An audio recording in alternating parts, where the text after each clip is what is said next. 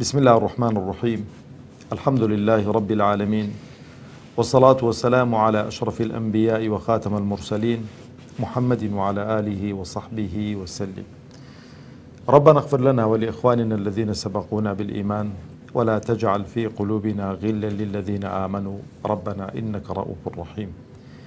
ربنا اغفر لنا ولإخواننا الذين سبقونا بالإيمان ولا تجعل في قلوبنا غلا للذين آمنوا ربنا إنك رؤوف رحيم. آمين.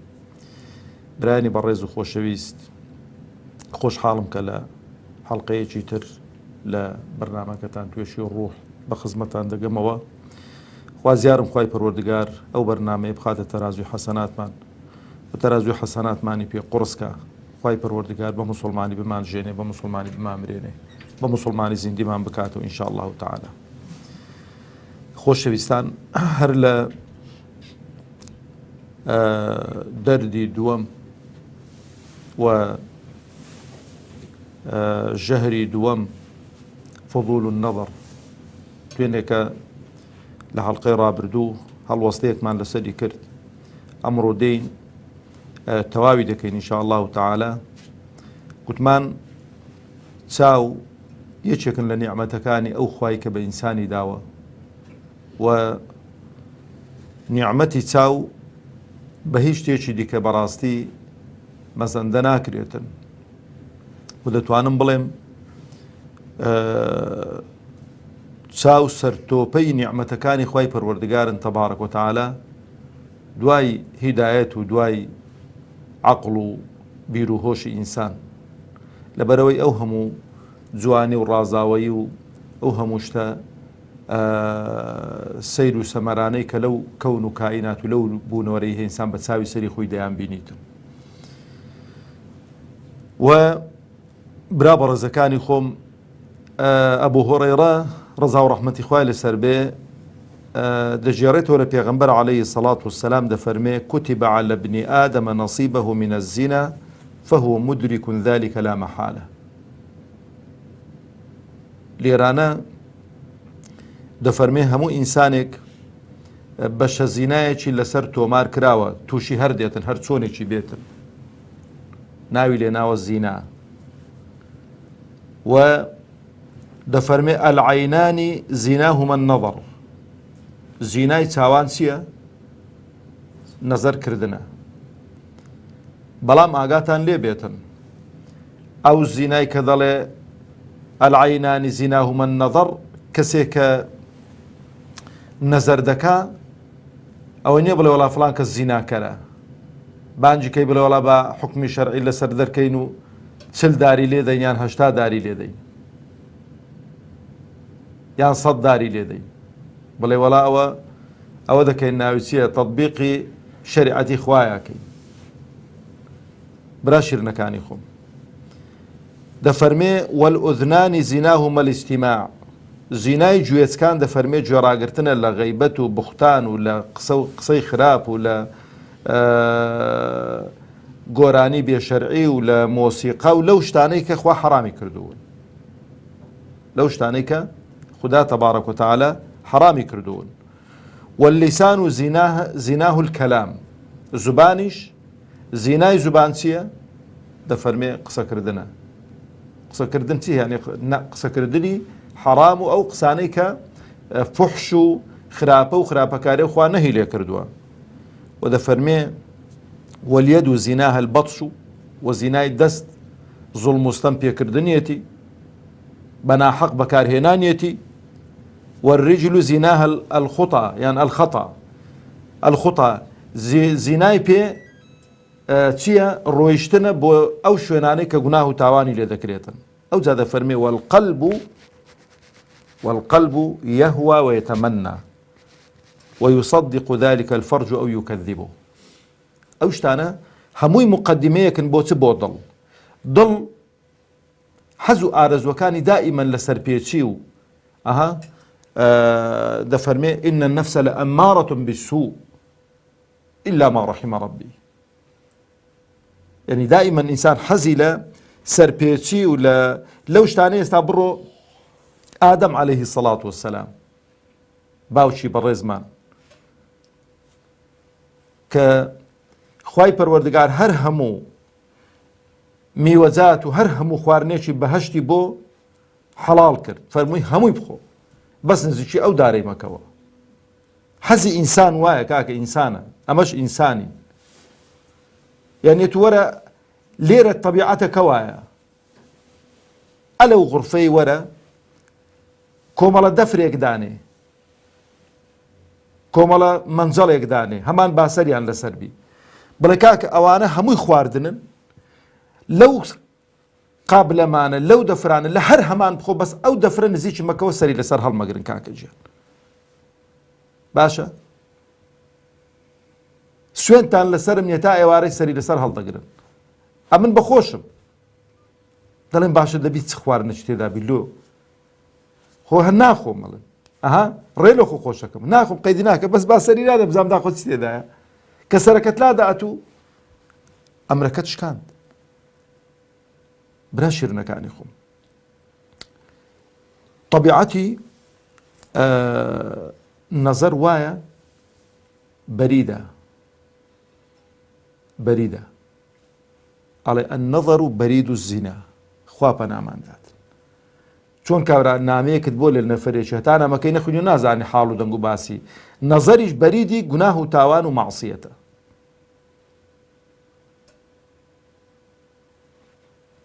جەریر ڕەحمەتی خوای لێبێ دەفەرمێ لە پێغەمبەرم پرسی عەلەیهی السەڵات وەسسەلام، فەرمووم عن النەظەر الفەجأە، ئەی پێغەمبەری خوا ئێمە دەچینە بازاڕ، بە تایبەتی ئێستا دەبینی ئافرەتێک بە نەوعێکی خۆی ڕوت و قوت کردوتەوە، ئەو هیچ خۆی گونەهبارە، بەڵام خەڵکی تووشی گوناه و تاوان دەکات. بەڕاستی ئەوانەی کە بەو شێوازە کە خۆ ڕوت و قوت دەکەنەوە ئەو هیچەوە محاسبە دەکرێن لەسەرۆی خوا عەفویان نەکاتن، بەڵام خراپەکەی ئەوەیە کە دەبێتە مایەی خراپکردنی خەڵکیش، وەکو کابرای مەشروب خۆ وەک مەشروب فرۆش. سزای کابرای مەشروب فرۆش قوڕسترە لەو کەسێک کە مەشروبی دەخواتەوە بۆ خۆی لە ماڵەوە بەتەنها، زۆریش چکەوە بڵاوکەرەوەی فاحیشەیە، بڵاوکەرەوەی خراپە و خراپەکاریە. فەرمووی ئەی پێغەمبەری خوا جاری وامە دێنێ دەرەوە ڕاستەخۆ چاومان و ئافرەتێک دەکەوێ، ئەجێ لەو سەردەمی پێغەمبەری خوا عەلەیهی السەڵات وەسسەلام هەمویان خۆدا پۆشراو بوون، هەمویان مەگەر ئافرەتە جوولەکەکان و ئافرەتەکانی کە موسڵمان نەبوون جاری و ئەوانە بن بەو شێوازە ئیلتیزامات وایە نەبوو بخۆیان دانەپۆشی بدەن، ئافرەتانی موسڵمان هەموو خۆیان داپۆشی بوو. دەفەرمێ ئصرف بەسەڕک، یان ئەصرف بەسەڕک، ڕاست چاوی خۆت لادا کە هاتە بەر چاو توێکەوت، ڕاست چاوی خۆت بگۆڕە و کە بە ئیمامی عەلیش لە ڕیوایەتێکدا دەفەرمێ یەکەمیان ئیشکالی لەسەر نییە، چکە تۆ ڕاستەوە خۆ مەسەلەن ئەوە نییە بەڵێ قەست تەماشەت کە بێ دێ دەرەوە چاو تۆ ئافرەتێکی دەکەوێ، بەڵام دووبارەی بکەیەوە بە نەزەرت لەسەر حیسابە. ئەو کەسانەی کە دوکاندارن، ئەو حاکمەی کە حکم دەکاتن، باە ئەوەندەی بۆیان هەیە تەماشەی ئەو ئافرەتانە بکەن کە دێن بۆ بەردەستیان و معاملەیان دەگەڵ دەکەن بۆی کە بیناسنەوە سبەینێکە کێشەک دروست دەبێ، ئیشکالیاتێک دروست دەبێ، داوایەکەوە دەکا، خۆ دەبێ بیناسی بزانە بالفعل ئەو ئافرەتەیە هاتۆتە دوکانەکەی تو، یان ئەو ئافرەتە کە دێ شایەدی لێ وەردەگری، دەبێتە شاهید لەسەر قەزیەکی. ئەوانە بە نەزەر حیساب ناکرێن. برا خۆشەویستەکانی خۆم، خۆ ئینسان لەوەکو لاتان بێ لە شەرحی ئەربعینی نەوەوی ئەگەر هەموو خەڵکیش فتوای بۆ دای ئستەفتی قەلبەک، بەو خوای تۆ دەزانی بە چ نیەتێک تەماشە دەکەی، ئەو نیەتەی تو يعلم خائنة الأعين وما تخفي الصدور. خوای گەورە تەبارەک وتەعالا چاوتێکردنەکەی دەزانیت بە چ نیەتێک تەماشەی دەکەی، و ئەوەی کە حەشارت داوە لە دڵدا نایاڵی خەڵک پێی بزانی خوای گەورە پێی دەزانیتن. وەری زۆر دەبێ بە هەستیاری و حەساسی معاملە بکەین لەو بابەیدا. برا بەڕێزەکانی خۆم، زۆر نەزەرکردن وا دەکا کە ئینسان نەزەری لا ئیعتیادی بێتەوە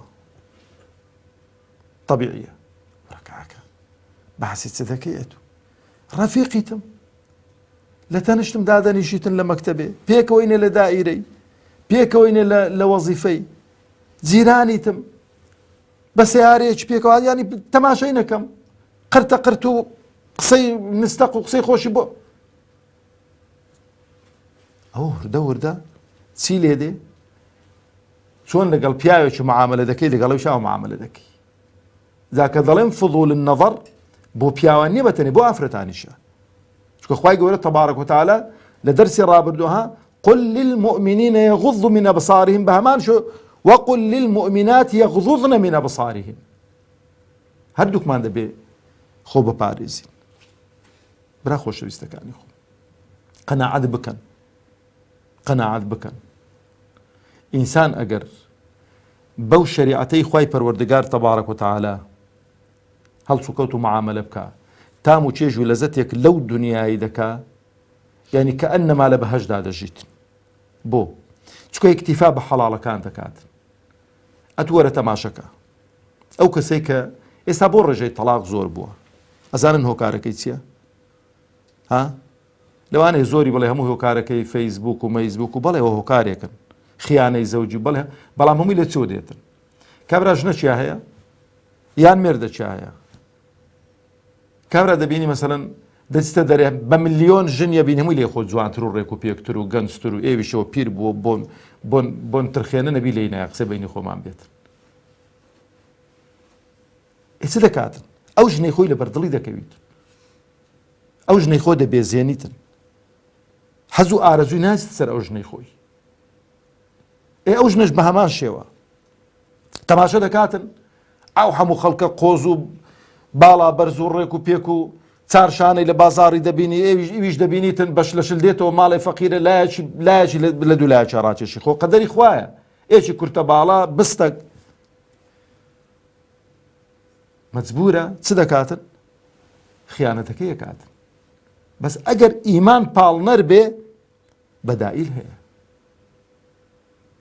ئەها ئافرەتێک لە سەردەمی پێغەمبەری خوا عەلەیهی سەڵات وەسەلام چکە ئیماندارە بە پێغەمبەر دەفەرمی عەلبەی پێغەمبەری خوا دەمویە لە پیاوەکەم جیا ببمەوە بۆ دینی نە وەڵای پێغەمبەری خوا هیچ ئیشکالێکم لەسەر دینی ئەهلی مزگەوت ئەهلی جەماعەت هەموو نوێژان لە دوو دەکات ئەدی بۆ لێ زیادە بێەوە تو وەڵای پێم خۆش نە کافر ببمەوە هەڵگەڕێمەوە لە دینی پاشەوەی کە ئیمانم هێنا ئاخر سەبەب کوڕە دەڵێ پێغەمبەری خوا مێردیم ئی هەندووش کۆکەیە حساب کوردەوار دەڵێ بستەکە ئینە شیرنە تەماشاکەم ئەو خەڵکە کە هەموو لەوێ ڕێک و پێکترن جا لۆ خۆ دەمێ لێی تەلاقانی لێ وەرگرم بە شەرعی بۆ خۆ دەچم مێردێکی دیکە دەکەمەش بۆ خۆش نەکە دیکە بینیت و هەرێکەمان لە ماڵی خۆمان نە خیانەی زەوجیش دەکات و نە ناشکوریانیش دەکات جا لەبەر و برا شیرنەکانی خۆم هاوکوفی زۆر مهمە لە زەواجدا معقول نییە ئەتو مەسەلەن کابرا چکرێکاری بچی کتێب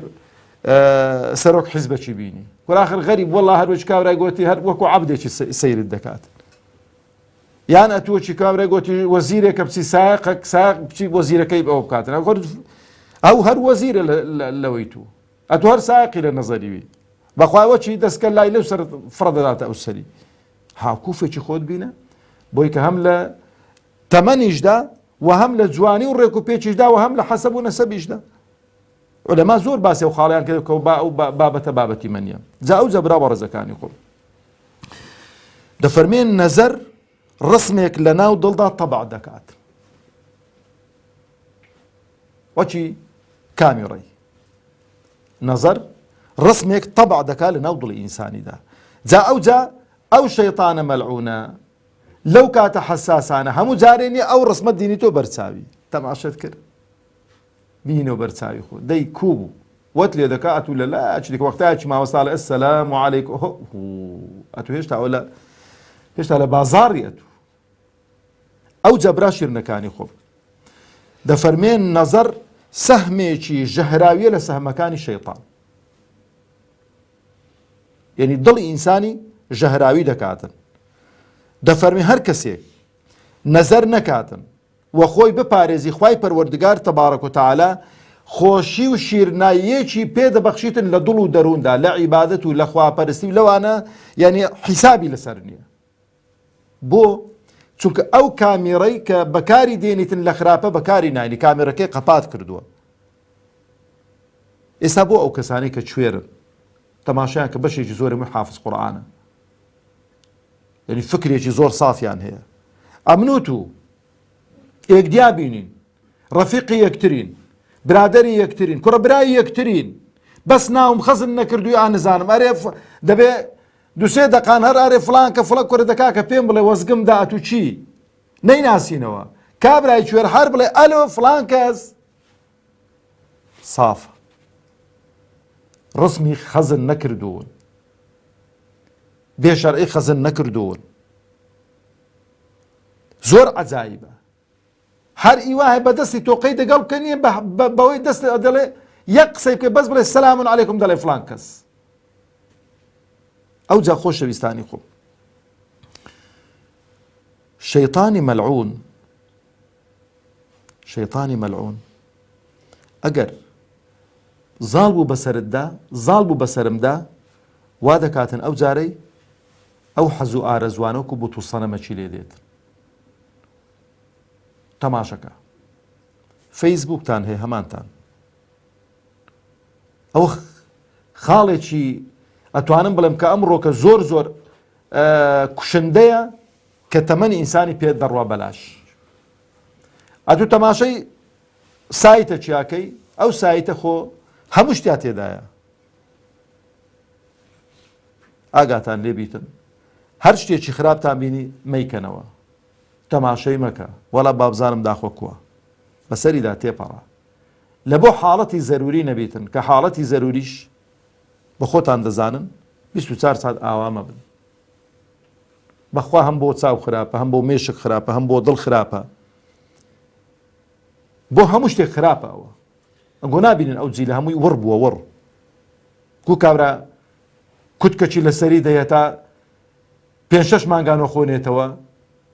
قەناعەت بکە ئیوا هەبوو ئاوە لە جادەی دێتن ڕوو لێ دەمن هەر ڕۆژ هەر بە قەستی برادێک داهات ئاوە نەشم دەناسی دەناو جادەیدا، ئەمیش چوون بەرامبەری ڕاوەسم ڕاست هات خۆی پێدادا. کو بڵێ کابرا تم برا ئەوە جادەیە، ئەدیگە سیارەی خۆ لێدا، ئەدیگە پان بیەوە، وەڵا ڕاستەکەی مامۆستا چ ڕاستەکەم. ئەو شتانە برا شیرنەکانی خۆم، نەزەر ئیش لەسەر چ دەکاتن؟ لەسەر بە قووەتکردنی شەهەوات دەکاتن. ئەو خاڵەتان لە فکر نەچێتن. نەزەر ئیش لەسەر بە قووەتکردنی چ دەکا؟ شەهەوات. ئەو جا کە بەردەوام بووی ئەو ئیش لەسەرکردنی بە قووەتکردنی شەهەوات لە دڵ و دەروون و لە حەز و ئارەزوەکانی ئینساندا، ئینسان دەبێ ئەو شەهەواتەی خۆی دامرچێنیتەوە.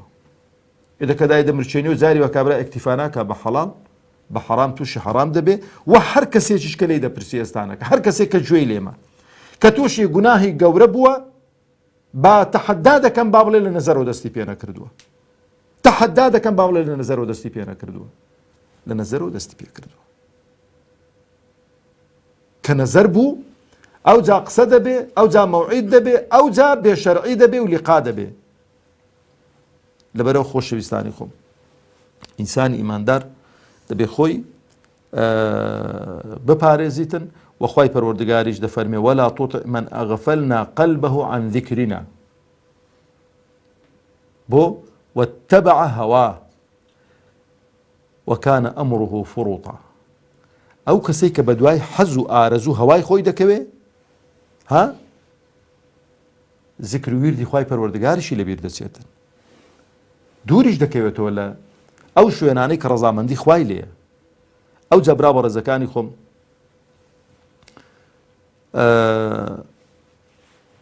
زۆر نەزەرکردن سێ دەردی کوشندە تووشی ئینسان دەکا.